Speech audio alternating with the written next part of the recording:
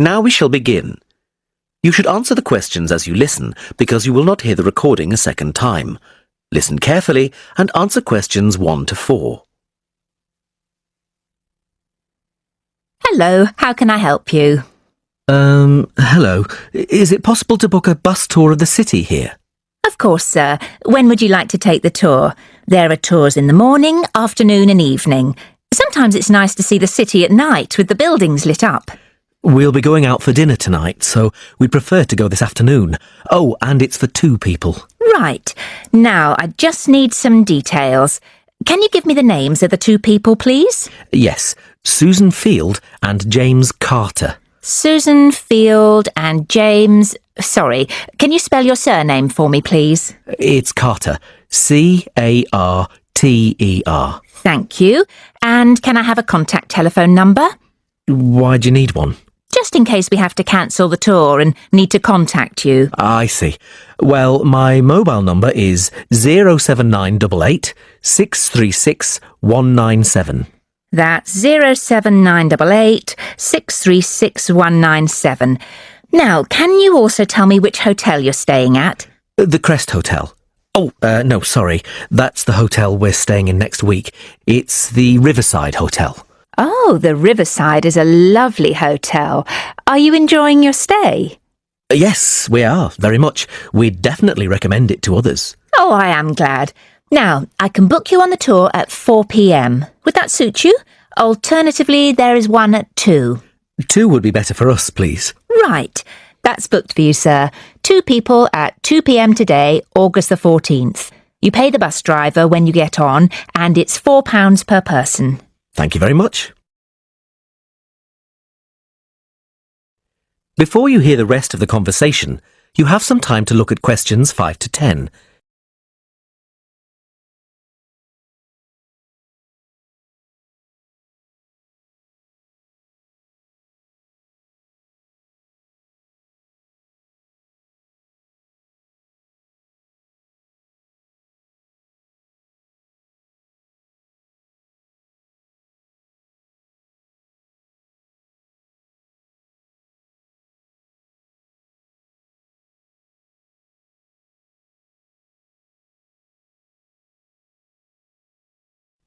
Now listen and answer questions 5 to 10. Can I also ask you about the museum in the main square? I was reading about it in my guidebook and was shocked to see that the entrance price is £10. Why does it cost so much? Well, the museum has the largest collection of Latin American art in Europe. People come from all over the world to see it. But that's not the reason why it's so expensive to get in. You see, the building is very old and it needs repairs. The £10 ticket cost will go towards repairing the roof and the walls. I see. Well, I suppose it's worth paying £10 to see the collection. Yes, I think so too. Is there anything else I can help you with? Actually, there is. I was wondering if you knew of any good restaurants in the area. Well, there are a few restaurants near the harbour and a couple on the beach, which are nice. The problem is that the smell of the fish market is quite strong down there. I don't think my girlfriend would be very pleased. I know what you mean. It's not very romantic, is it? My advice would be to go to the next town. It's bigger and the restaurant selection is wider. You can get there by taxi and it only takes about 10 minutes. The town is quite picturesque. Is it for a special occasion? Yes, it's my girlfriend's birthday, so I'd like to go somewhere special. Do you know any of these restaurants well enough to tell me about them?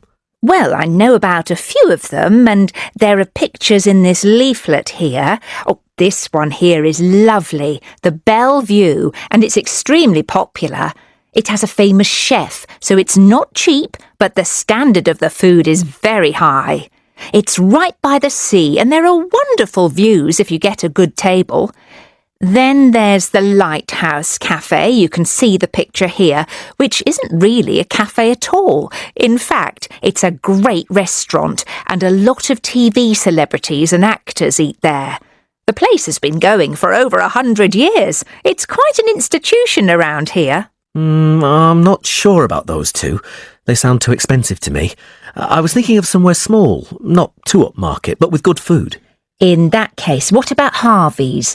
The same family has run this restaurant for over a century, and it's reasonably priced and really popular with local people. Oh, and there's another family-run restaurant, Stonecroft House. New owners took over a month ago, and they're getting good reviews. There's a new chef there, and the food is meant to be very good. This leaflet has the contact details for all the restaurants, so you can just call them if you'd like to book a table. Great, thanks. You've been very helpful.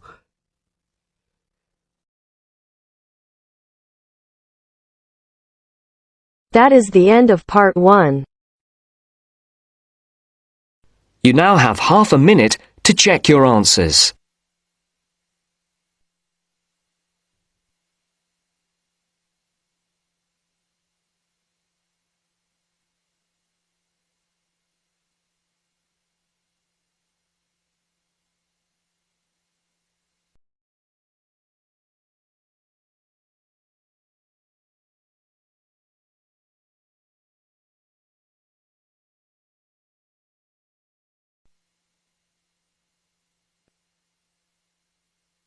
Now turns to part 2. Part 2. You will hear an extract from a talk about employment interviews. First, you have some time to look at questions 11 to 14.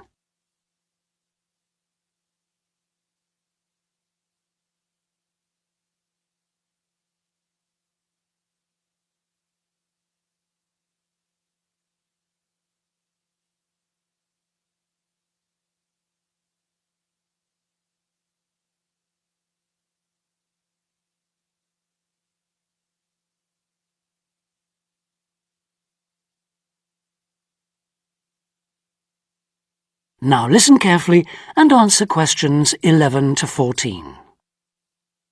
Today I have with me Sandy Richardson of the local Workforce Center, and she'll be talking about that critical step towards the goal of employment, the interview. Sandy, what is an interview for, and what's the best way to approach it? A job interview is simply a meeting between you and a potential employer to discuss your qualifications and see if there is a fit. The employer wants to verify what they know about you and talk about your qualifications. If you have been called for an interview, you can assume that the employer is interested in you. The employer has a need that you may be able to meet, so it's your goal to identify that need and convince the employer that you're the one for the job. As everyone knows, interviews can be stressful, but when you're well prepared, there's no reason to panic. Preparation is the key to success in a job search, and you can begin by collecting together all the documents you may need for the interview, such as extra copies of your resume, lists of references, and letters of recommendation. You could also take some work samples, selecting from what you have designed, drawn, or written, for instance. And make sure you have a pen and pad of paper for taking notes. The next step is to find out about the post. The more you know about the job, the employer, and the industry, the better prepared you will be to target your qualifications. Always request a job description from the employer and research employer profiles at the Chamber of Commerce or local library. You could also try to network with people who work for the company or with employees of companies associated with it. The next step is to match your qualifications to the requirements of the job. A good approach is to write out your qualifications along with the job requirements. Think about some standard interview questions and how you might respond. Most questions are designed to find out more about you, your qualifications, or to test your reactions in a given situation. If you don't have any experience or skills in a required area, think about how you might compensate for those deficiencies. Before you hear the rest of the talk, you have some time to look at questions 15 to 20.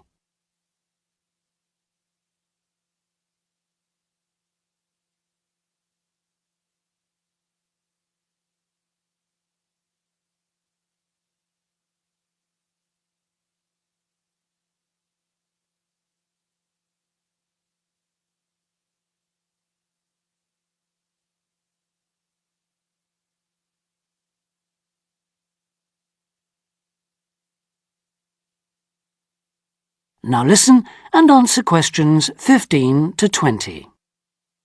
During an interview, it's important that you be yourself. Get a good night's sleep and plan your travel to be there in plenty of time so that you're not arriving out of breath with 30 seconds to spare. Don't, though, present yourself for the interview too early, 10 minutes at most. In the interview, listen carefully to each question asked. Take your time in responding and make sure your answers are positive. It's important to express a good attitude and show that you're willing to work, eager to learn, and are flexible. If you are unsure of a question, don't be afraid to ask for clarification. In fact, it's sometimes a good strategy to close a response with a question for the interviewer. In general, focus on your qualifications and look for opportunities to personalize the interview. Briefly answer questions with examples of how you responded in comparable situations, from either your life or previous job experiences. Something you should avoid are yes or no responses to questions, but don't dwell too long on non-job related topics. Use caution if you are questioned about your salary requirements. The best strategy is to avoid the question until you have been offered a job. Questions about salary asked before there is a job offer are usually screening questions that may eliminate you from consideration, so be warned. On the other hand, it isn't inappropriate to show your enthusiasm if your first impressions of the interview and of the employer are good ones. So, if the job sounds like what you are looking for, say so. Keep in mind that the interview is not over when you are asked if you have any questions. Come prepared to ask a couple of specific questions that again show your knowledge and interest in the job. Close the interview in the same friendly, positive manner in which you started. When the interview is over, leave promptly. Don't overstay your time. Think about the interview and learn from the experience. Evaluate the success and failures. The more you learn from the interview, the easier the next one will become. You'll become much more confident. To close, here are a few more tips. First, maintain good eye contact throughout the interview and be aware of nonverbal body language. Second, dress a step above what you would wear on the job. Go to the hairdressers, have a shave, etc. Remember that your appearance is a key indicator of whether you have the right attitude, so it can pay to give some thought to how you look. And finally, don't be a clock watcher. That is the end of part 2. You now have half a minute to check your answers.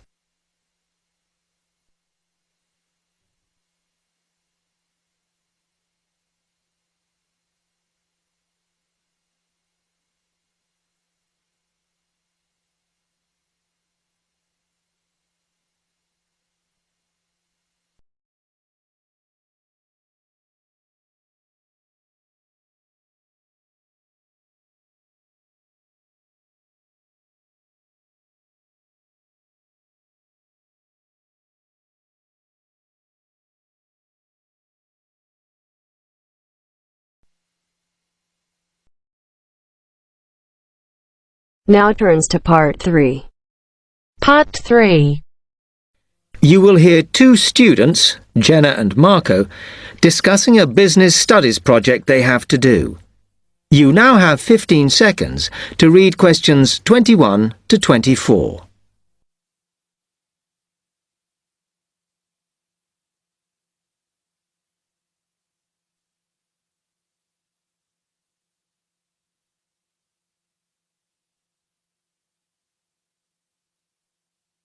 Come on, Marco. We've got to get on and sort out this project for Professor Buckley. Hang on. I want to make sure we've got all the information. Now, where are we? Well, today we need to sort out exactly what we're going to do and how we're going to divide the work up. Okay. How long have we got, by the way? The end of term is April 6th. And he said to hand it in on week 8, so that's March 25th at the latest, because the beginning of that week is the 21st, so not long. Right. Have you got the notes there? Yes. He wants us to do a fairly small-scale study, like the last one, on whether or not businesses were offering more benefits to staff. And we've now got to look at the rise in older workers. It should be fairly straightforward. Yeah, as long as we keep it small. Who's marking it? I don't know. Sometimes he gets the PhD students to mark it for him. Oh, actually, it just says here, a senior lecturer. I suppose it's too much for Professor Barclay to do them all. Yeah. Anyway, how are we going to go about this? Well, we have to decide how big we want it to be and who... Yeah, but I think we must sort out a timetable for the project. Otherwise, nothing will get done. Okay. Do you want to do that? All right. I'll do it as soon as we finish here. Before you hear the rest of the talk, you have some time to look at questions 25 to 30.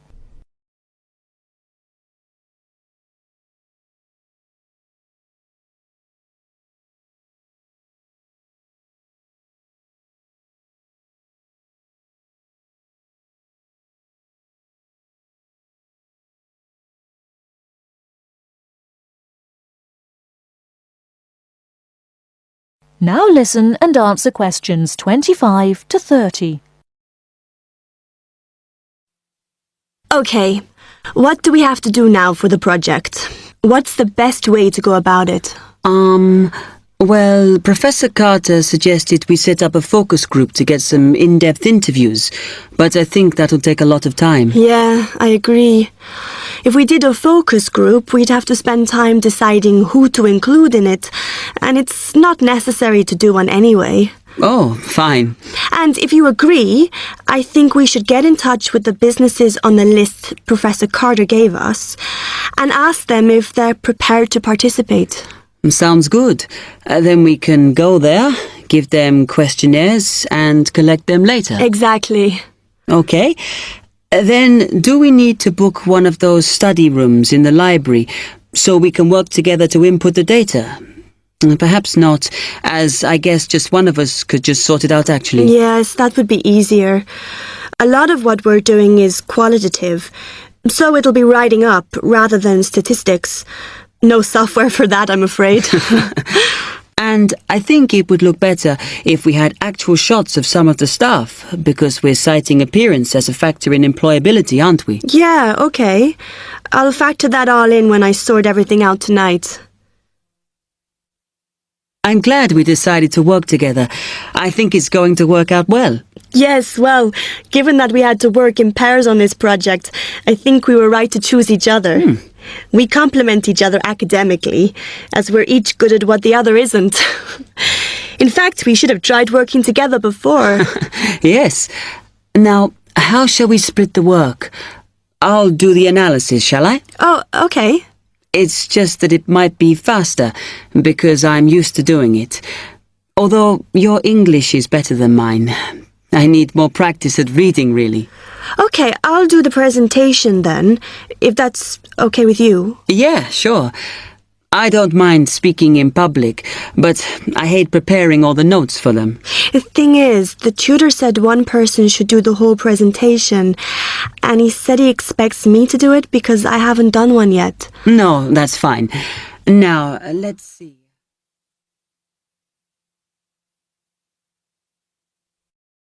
That is the end of part 3.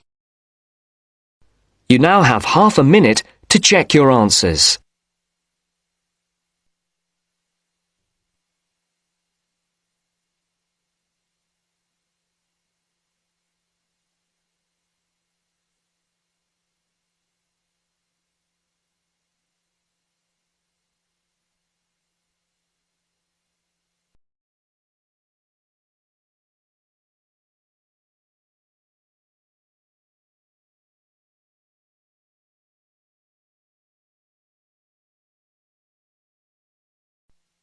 Now turns to part 4. Part 4. Now listen to the second part of the lecture. As you listen, complete the notes below. First, you have some time to look at questions 31 to 40.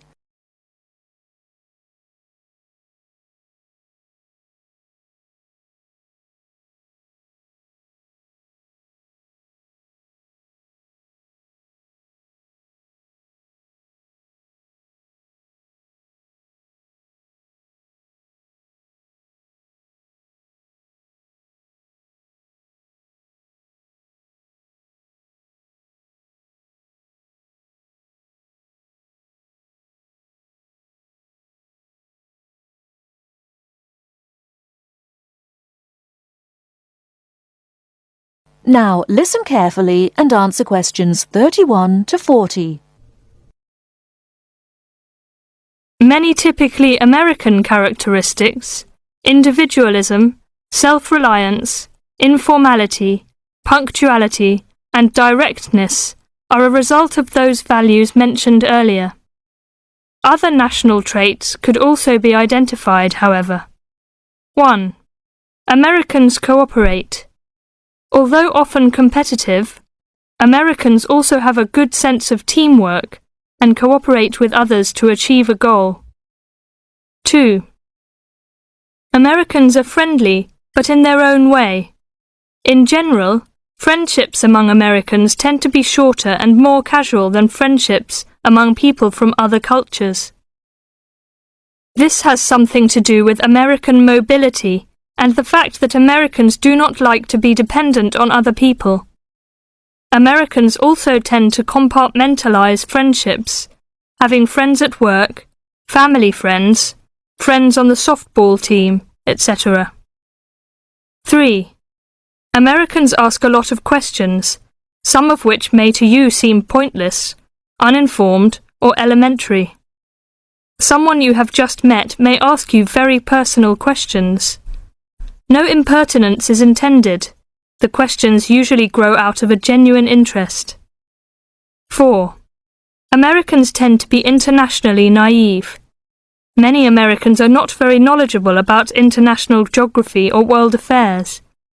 They may ask uninformed questions about current events and may display ignorance of world geography. Because the US is not surrounded by many other nations, some Americans tend to ignore the world. 5. Silence makes Americans nervous. Americans are not comfortable with silence. They would rather talk about the weather than deal with silence in a conversation. 6. Americans are open and usually eager to explain. If you do not understand certain behavior or want to know what makes Americans tick, do not hesitate to ask questions. Just as values and traits differ somewhat from one culture to another, so do the personal habits associated with good manners and courtesy.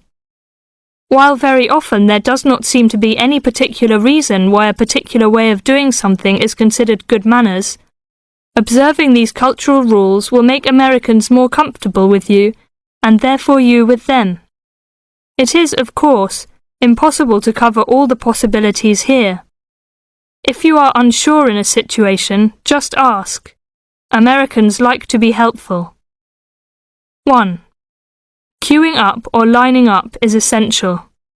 Courtesy requires that you do not push from behind, stand next to the person being helped, or cut into a line. If you should accidentally bump someone, you should say, "Excuse me." 2. Americans blow their noses into a tissue. Spitting, clearing phlegm, or sniffing as from a cold are considered rude. 3. It is considered poor manners to slurp, chew noisily, or open your mouth while chewing. 4. Questions are seen as a good way of getting acquainted, but questions about a person's age, financial affairs, cost of clothing or personal belongings, religious affiliations and sex life are considered too personal for questioning, except between very close friends. 5. Men generally do not hold hands or link arms in public with other men. This is somewhat more acceptable between women and quite common between men and women. Now, a few words about personal safety. Unfortunately, in the US, one must be aware of crimes. It is wise to be especially careful until you are familiar with the community in which you live. Remember that good judgment and common sense can significantly reduce chances of having an unpleasant and perhaps harmful experience. Basic safety rules include the following. 1. Do not walk alone at night. 2. When you leave your room, apartment, or automobile, make sure that all doors are locked and all windows are secured. 3. Do not carry too much cash or wear jewelry of great value. 4. Never accept a ride from a stranger. Do not hitchhike and do not pick up hitchhikers. 5. Be careful of purses and wallets, especially in crowded metropolitan areas, where there may be purse snatchers and pickpockets. 6.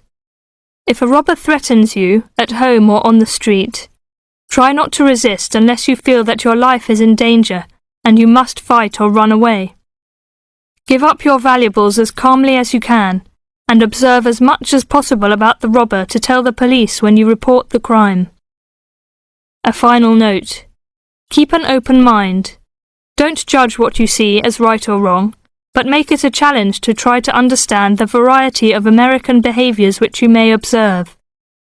You certainly do not have to participate in something you disagree with, but you can try to understand it. This will help you build an attitude of intelligent and liberated respect for cultures, both your own and others. That is the end of part 4.